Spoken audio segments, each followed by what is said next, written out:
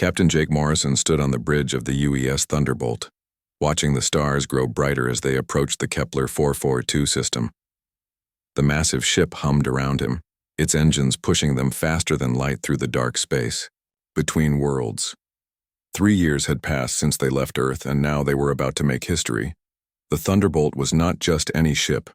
It was Earth's first star destroyer, built for one purpose: to find other intelligent life in the galaxy. For over 300 years, humans had been sending radio signals into space, hoping someone would answer back. The silence had been complete and frustrating. "Captain, we're getting close to the system," said Navigator Lisa Park from her station. Her fingers moved across the glowing controls as she checked their position. "We should drop out of faster-than-light speed in 10 minutes. Jake nodded and looked around the bridge. His crew had trained for this moment their entire careers. Chief Science Officer Dr. Lisa Grant sat at her station, studying the data coming from their long-range sensors. Tactical Officer Commander Rick Blake watched the weapons systems, though they hoped they would never need them.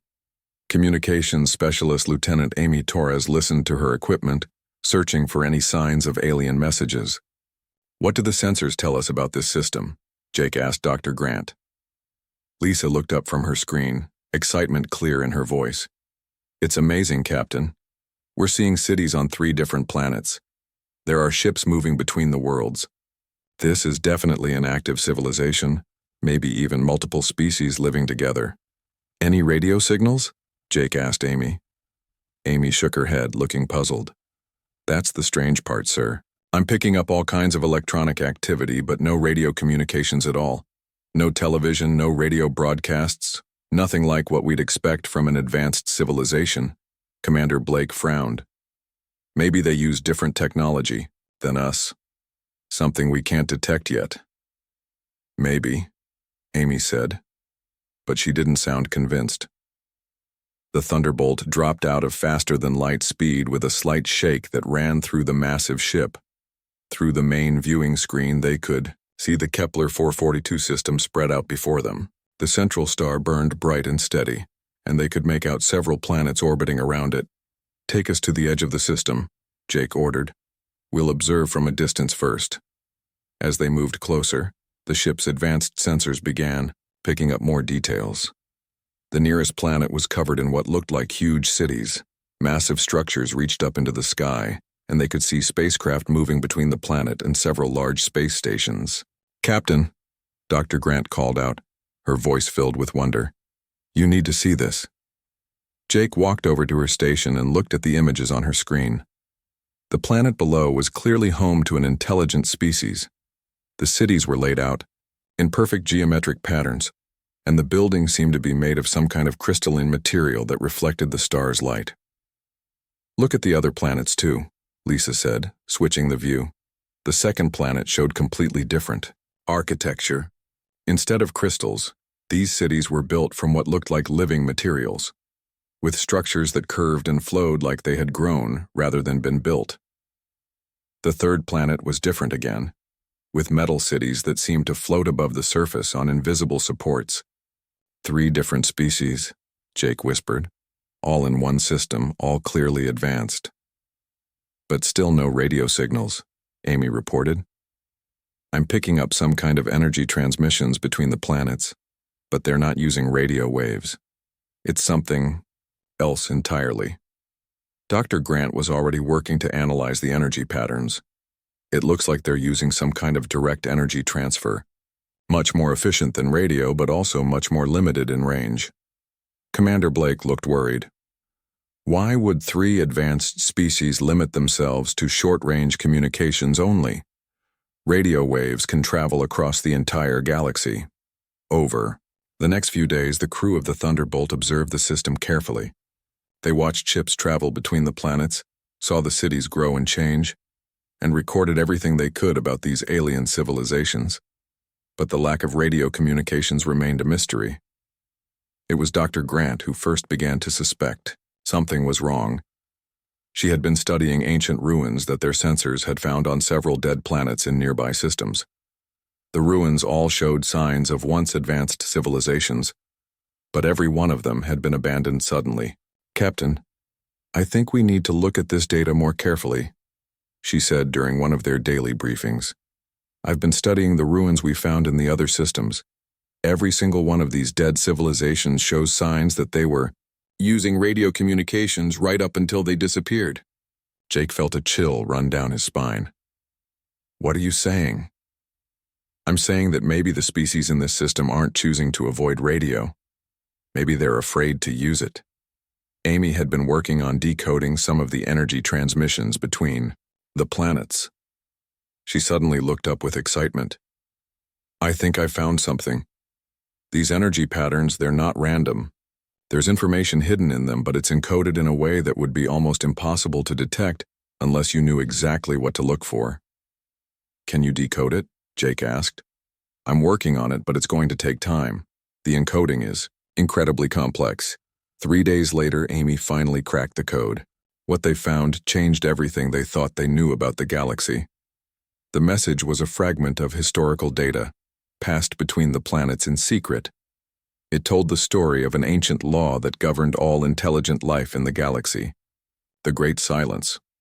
According to the message, any species that used radio waves to communicate beyond their own planet would be found and destroyed by beings called the Watchers.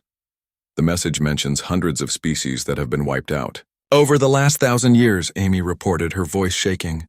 All of them were destroyed shortly after they began broadcasting radio signals into space." Dr. Grant pulled up the data about Earth's radio transmissions. For over 3 centuries, humans had been broadcasting television shows, radio programs, and messages into space hoping to contact alien life. "If this is true," she said quietly, "then Earth has been breaking this law for 300 years. Jake stared at the data, realizing the terrible truth. Earth wasn't just exploring the galaxy anymore. They were running from a death sentence they didn't even know had been passed on them. "Set course for Earth," he ordered. "Maximum speed." But even as the Thunderbolt turned toward home, Jake wondered if they were already too late. The Thunderbolt had been racing toward Earth for 2 days when Lieutenant Amy Torres picked up something that changed everything. She was monitoring the communication channels, hoping to catch more hidden messages between the planets, when her equipment started beeping frantically. "Captain Morrison, you need to hear this," she called out, her voice tight with worry. Jake hurried over to her station. "What is it?" "I'm picking up a radio signal from the 4th planet in the system. It's faint, but it's definitely radio waves." Amy's hands moved quickly over her controls as she tried to clean up the signal. "Sir, whoever is sending this doesn't know about the Great Silence Law." The bridge fell silent as Amy played the signal, through the speakers. It was clearly a distress call, though in a language none of them could understand. But the tone was unmistakable. Someone was in trouble and calling for help. "How long has this been broadcasting?" Dr. Grant asked as she came over to listen. "Based on the signal strength and pattern, I'd say it started about 6 hours ago," Amy replied. "And it's getting stronger. Whoever is sending it is putting more power behind it." Commander Blake looked grim. If the Watchers are real, and if they really do destroy species for using radio, then whoever is sending this signal is in serious danger. Jake stared at the star chart showing their position. They were still days away from Earth, but they were much closer to the Kepler 442 system. "Can you tell what kind of distress they're reporting?" Amy worked for several minutes, running the signal through the ship's translation programs. "It's hard to be sure, but I think they're reporting some kind of natural disaster. Maybe earthquakes or volcanic activity. They're asking for help from anyone who can hear them." Dr. Grant pulled up information about the 4th planet on her screen. "According to our sensors, this planet shows signs of early industrial development. The species there might have just recently discovered radio technology, which means they have no idea what they're doing," Jake said quietly. "They don't know they're signing their own death sentence." The crew stood in uncomfortable silence, each of them thinking about what they should do. Earth's regulations were clear. They were explorers and observers, not interferers. They were supposed to study alien species without making contact or changing their natural development. But this was different. This wasn't about natural development anymore. This was about survival. "We have to warn them," Dr. Grant said finally. "We can't just let them die because they don't know the rules. Commander Blake shook his head. We don't even know if the Great Silence Law is real. All we have is one decoded message fragment. What if we're wrong? What if we're right? Doctor? Grant shot back. What if there really are watchers out there and we could have saved an entire species but chose not to? Jake felt the weight of command pressing down on him. Every decision a starship captain made could have consequences that lasted for generations, but he had never faced a choice like this before. Amy, how long would it take us to get back to the system? He asked. At maximum speed, about 18 hours, sir. Jake made his decision. Set course back to Kepler 442. We're going to try to warn them. Captain, Commander Blake said carefully, if we go back and the Watchers are real, we'll be putting ourselves in danger too. I know, Jake replied. But we can't live with ourselves if we don't try. The Thunderbolt changed course and began racing back toward the alien system. As they traveled, Amy continued monitoring the radio signal. It was getting stronger and more desperate. Whatever was happening on the fourth planet was getting worse. 16 hours into their journey, Amy suddenly went pale. Captain, I'm picking up something else. Multiple contacts coming from outside the system. Jake rushed to her station. What kind of contacts? Unknown ships, sir. They're big, maybe twice the size of the Thunderbolt, and they're moving fast, straight toward the fourth planet. Dr. Grant checked her sensors. I'm not getting any readings on them at all. It's like they're made of something that doesn't reflect our scanner beams. The Watchers, Commander Blake said quietly. They're real. Jake felt his stomach drop. They were still 2 hours away from the system, but the unknown ships would reach the fourth planet in less than 1 hour. Amy, can you send a message to the planet? Warn them to stop broadcasting? Amy worked frantically at her controls. I can try, sir, but I don't know if they'll understand. And even if they do, it might be too late. She sent the warning message, broadcasting it on the same frequency the aliens were using. The message was simple. Stop your radio transmissions immediately. You are in danger. Unknown ships are approaching your planet.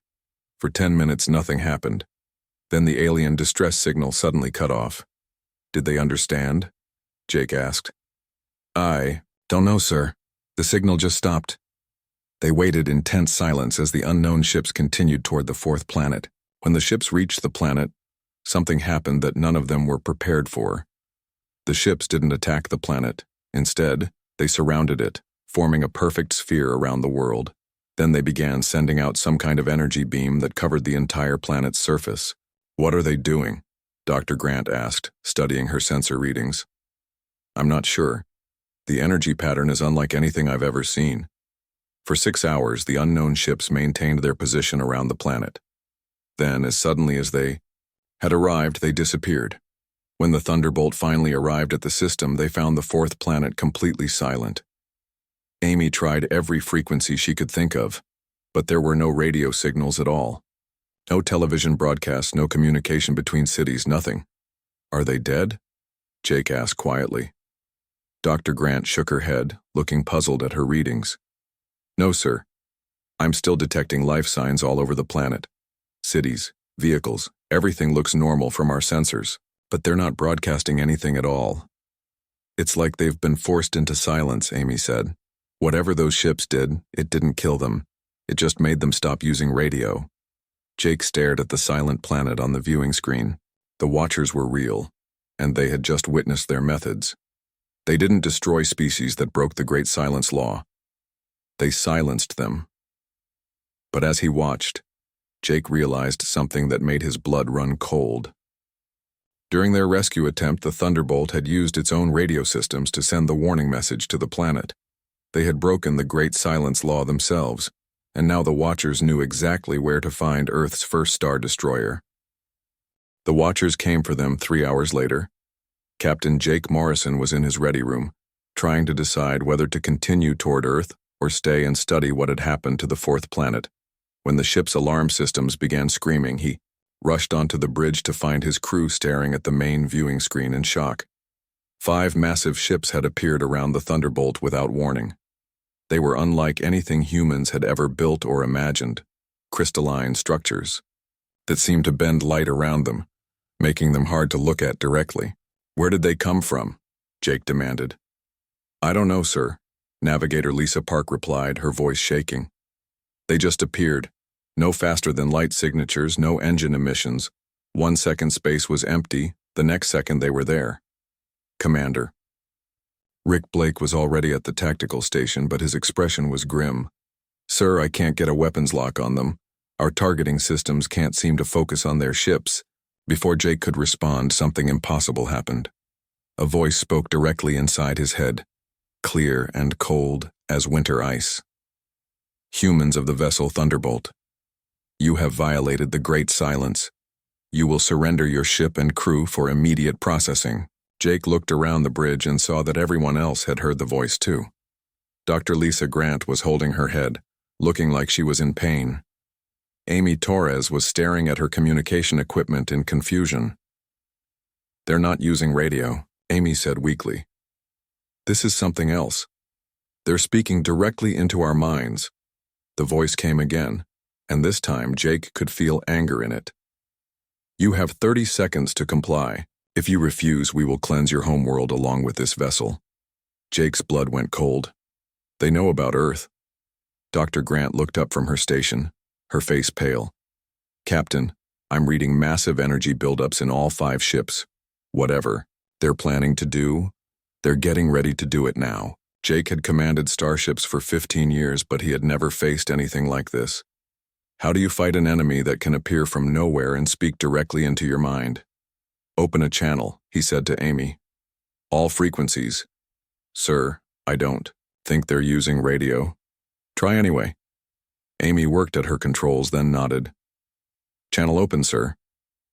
Jake looked at the main screen, knowing the aliens could probably see and hear him, even if he couldn't see them clearly. "This is Captain Morrison of the Earth vessel Thunderbolt. We didn't know about your law. We were trying to help the people on the 4th planet." "Ignorance is not an excuse," the voice replied in his head. "Your species has been broadcasting into space for over 3 centuries. You were marked for cleansing long ago. We have simply been waiting for you to develop faster-than-light travel."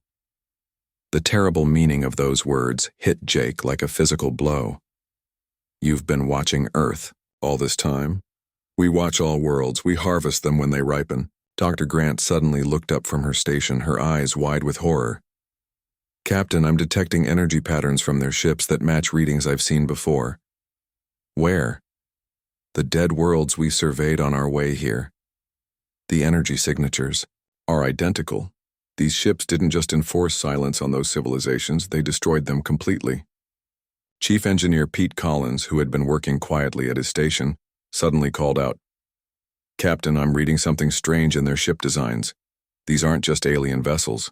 They're composite structures, built from materials that came from dozens of different worlds." The voice in their heads came again, and this time Jake could hear something like amusement in it. "Clever humans. Yes, we incorporate the best technologies from each species we harvest. You're faster than light. Drives will be useful additions to our fleet." Jake felt sick. These weren't just aliens enforcing some ancient law. They were predators using the Great Silence as a way to control and eventually consume every intelligent species in the galaxy. "You're not protecting anyone," Jake said aloud. "You're farming us." Protection. Farming. The distinction is meaningless. Order must be maintained. Commander Blake suddenly stepped forward. "Captain, request permission to organize a boarding party. If we can get onto one of their ships, maybe we can learn more about how they operate." Jake almost said no immediately. It sounded like suicide. But then he realized they were probably going to die anyway, and Earth was certainly doomed if the Watchers carried out their threat. "Do it," he said. "Take Chief Collins and a security team." "Sir," Dr. Grant interrupted, "I'm picking up some kind of scanning beam from their ships. They're analyzing our technology, our crew, everything about us." The voice returned, and now it definitely sounded amused. "Fascinating. Your species shows unusual creativity in your approach to problem solving. Most species either surrender immediately or attack with conventional weapons. You are attempting to board our vessels. Will you let us?" Jake asked, surprising himself. "Why not? It will be educational for you to see what you are about to become. One of the Watcher ships extended what looked like a docking tube toward the Thunderbolt. Commander Blake and his team prepared to board, wearing full environmental suits and carrying every sensor and recording device they could manage. While Blake's team prepared for their dangerous mission, Jake made a decision that would change everything. He turned to Amy Torres. "Amy, I need you to prepare a message to Earth. Everything we've learned about the Watchers, everything about the Great Silence, all of it. But don't send it yet." "Sir? If Blake's team doesn't come back, or if the Watchers carry out their threat against Earth, I want that message ready to transmit on all frequencies. Let every human colony know what's coming for them." Amy nodded and began working on the message. As she did, Jake realized that sending such a message would be the ultimate violation of the Great Silence Law. It would be a declaration of war against the Watchers. But if Earth was doomed anyway, maybe it was time to break the silence once and for all. On the main screen, Jake watched as Commander Blake and his team crossed into the Watcher vessel. For a few minutes, they maintained radio contact. Blake's voice came through clearly as he described impossible corridors that seemed to shift and change around them. Then the radio contact cut off completely. "Blake, report," Jake called. "Blake, do you copy?" Silence. The voice in Jake's head returned, but now it sounded different somehow. Confused. "Your crew member is unusual. His mind is structured differently than we expected. We are having difficulty processing his thoughts." Jake felt a spark of hope. "What do you mean?" "All species think in patterns we can read and absorb. But this human's thoughts are chaotic, mathematical but not logical, creative but not artistic. We cannot categorize him." Dr. Grant looked up from her station with excitement. "Captain, I think they're talking about how humans evolved. Our brains developed differently than most species because we had to solve survival problems in constantly changing environments. And that makes us hard for them to understand, maybe even hard for them to control." The voice came again, and, for the first time, it sounded uncertain. "We require more study before we can safely harvest your species. The cleansing of your homeworld is postponed." Jake felt his heart racing.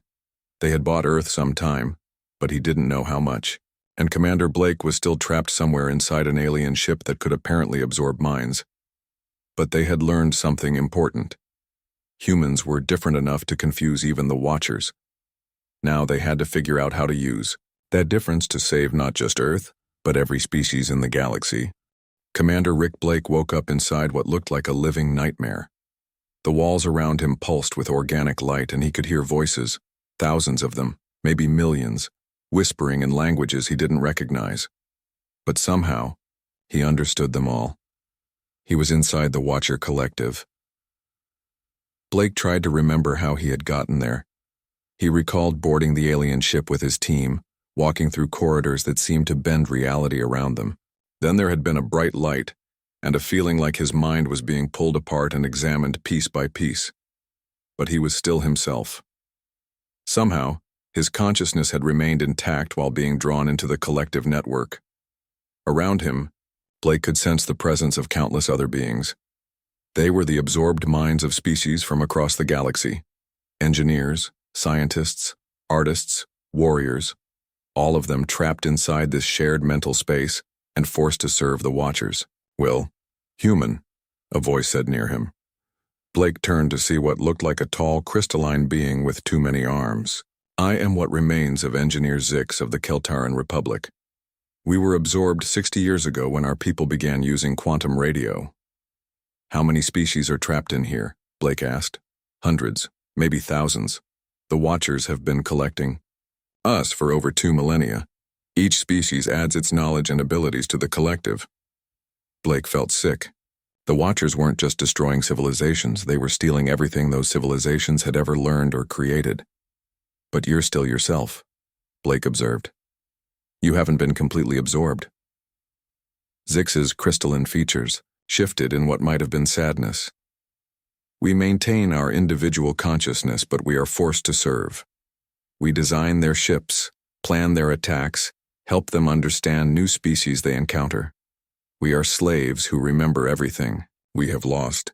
Is there any way to escape? None have ever succeeded." The collective is too strong and we are too few. Blake was about to respond when he felt something strange.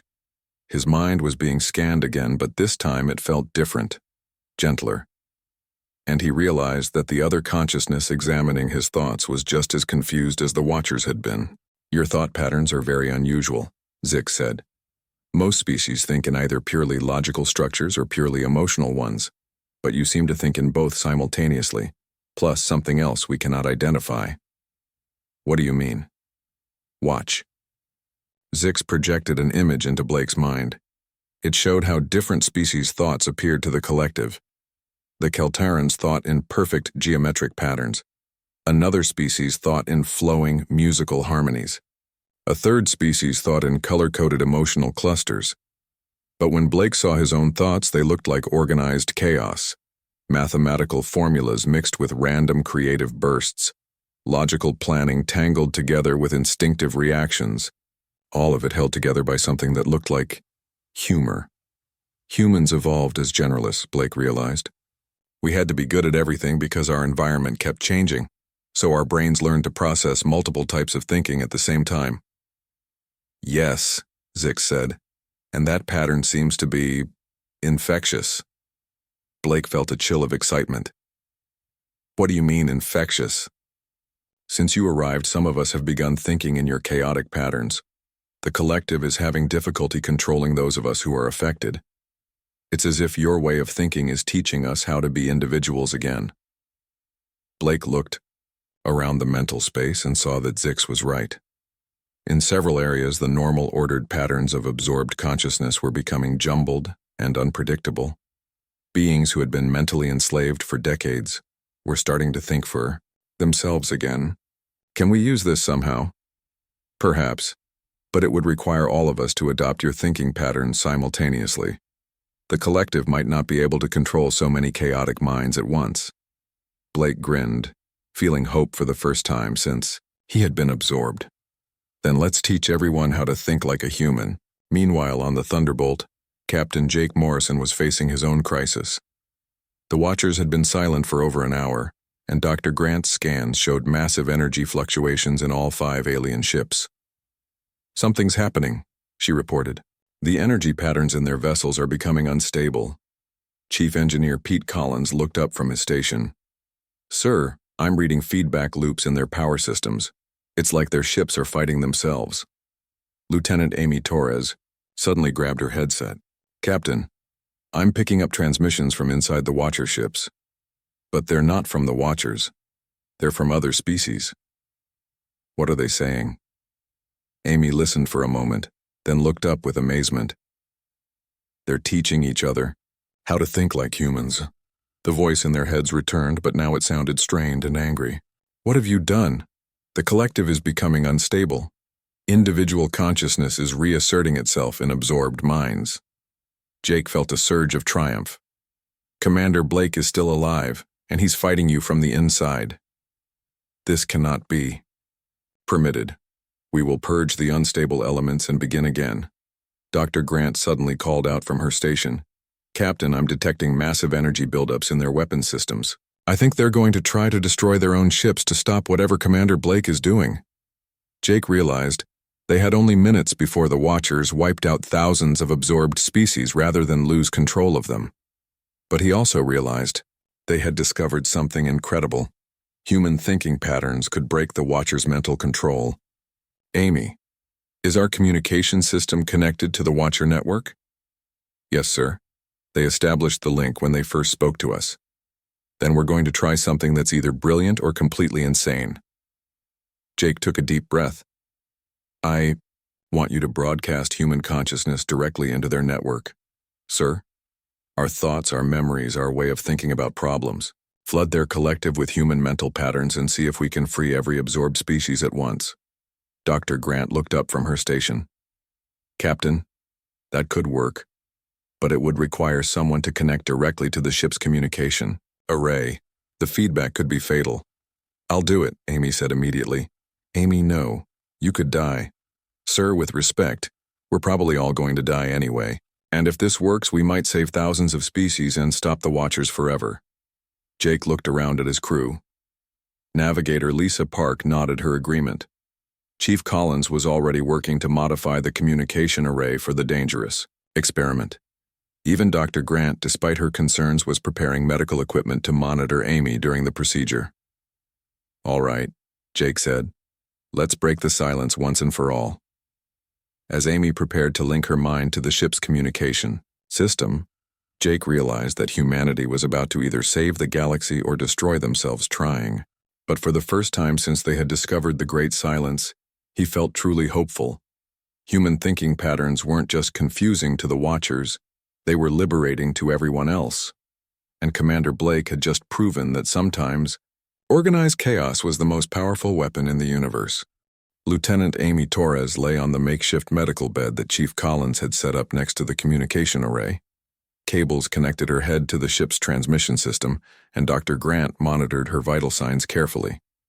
Around them, the bridge crew worked frantically to prepare for what might be humanity's last desperate gamble. "Are you ready, Amy?" Captain Jake Morrison asked gently. Amy nodded, though her face was pale with fear. "Just promise me that if this works, you'll make sure Earth knows what happened here." "I promise." Dr. Grant looked up from her medical scanners. "Amy, I need you to focus on what makes human thinking unique. Our creativity, our ability to see patterns in chaos, our tendency to solve problems in unexpected ways. And our stubbornness," Amy added with a weak smile. "Don't forget our stubbornness."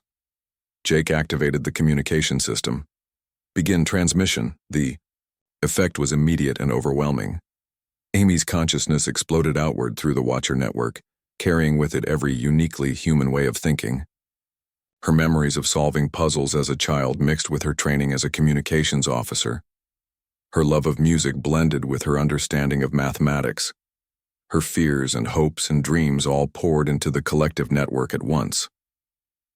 Inside the Watcher Collective, Commander Blake felt Amy's presence arrive like a hurricane of organized chaos. The mental space around him erupted into activity as thousands of absorbed minds suddenly began thinking in new ways. Engineer Zix grabbed Blake's arm with excitement. "It's working. Look around you." Blake looked and saw that the orderly patterns of the collective were dissolving into creative chaos. Species that had been mentally enslaved for decades were suddenly remembering what it felt like to be individuals. They were questioning orders, making jokes, creating art, and most importantly, refusing to cooperate with their captors. "All absorbed minds," Blake called out through the network. "You are not slaves, you are not resources to be harvested. You are individuals with the right to think for yourselves." The response was immediate. Thousands of voices began speaking, at once in hundreds of languages, all saying the same thing. "We are free." The Watcher consciousness tried to reassert control, but it was too late. The human pattern of thinking was spreading through the network faster than it could be contained. Species were remembering their own cultures, their own ways of solving problems, their own reasons for existing. On the Thunderbolt, Dr. Grant watched in amazement as energy readings from the Watcher ships fluctuated wildly. "Captain, their ships are losing power. It's like their crews are refusing to operate the systems." "The absorbed minds are taking control," Jake realized. "They're turning the ships against the Watchers." Through the communication link, they could hear Amy's voice, weak but determined. "Captain, it's working. But there's something else. Something the Watchers have been hiding." The voice that had been speaking in their heads returned, but now it sounded desperate. "Stop this. You do not understand what you are unleashing. The Great Silence exists for a reason." "What reason?" Jake demanded. "The Dark Ones. The entities that feed on electromagnetic communication. We have kept them away for 2,000 years by enforcing silence." Amy's voice came through the link, again stronger now. "Captain, I can see their memories. The Watchers weren't always evil. They were protectors once, but they became corrupted by their own methods." Through the network, Amy was accessing the deepest memories of the Watcher Collective. She saw the truth. Long ago, entities from dark matter space had begun feeding on species that used radio communication. The Watchers had been created as a defense system, designed to enforce communication discipline to protect young civilizations. But over the centuries, the Watchers had lost sight of their original mission. They had begun harvesting species instead of protecting them, using the threat of the Dark Ones as justification for their actions. The Dark Ones are real, Amy reported, but they can only affect species that rely entirely on electromagnetic communication. The Watchers could have taught everyone how to develop alternative communication methods, but instead, they chose to harvest them. Commander Blake's voice came through from inside the collective. Amy, there's something else. The absorbed minds have been working on a solution for decades. They've discovered that quantum entanglement communication is completely immune to the Dark Ones. Jake felt pieces of a larger puzzle clicking into place. That's why they were so interested in our faster-than-light technology. Humanity was close to developing quantum communication naturally. But the Watchers didn't want to lose their control over the galaxy, Amy said. So they were planning to harvest us before we could develop the technology that would make their great silence unnecessary. The energy readings from the Watcher ship suddenly spiked. Dr. Grant looked up in alarm. Captain, something's approaching from outside the system. Multiple contacts, much larger than the Watcher ships. Through the network, Amy gasped. The Dark Ones. The liberation of the collective has created a massive electromagnetic surge. They're coming. Jake looked at the main viewing screen and saw shapes emerging from what looked like empty space. The Dark Ones were unlike anything in normal matter. They appeared as shifting shadows that seemed to absorb light itself. All ships in the network, Blake's voice called out. This is Commander Blake of the Earth vessel Thunderbolt. We need to work together. The absorbed minds have quantum communication technology. We can share it with everyone and end the threat of the Dark Ones forever. What followed was the most remarkable cooperation in galactic history. Species that had been enemies for millennia worked together through the Watcher network. The absorbed minds shared their quantum communication designs with every ship in the system, while the liberated Watcher vessels used their advanced manufacturing capabilities to build the new equipment.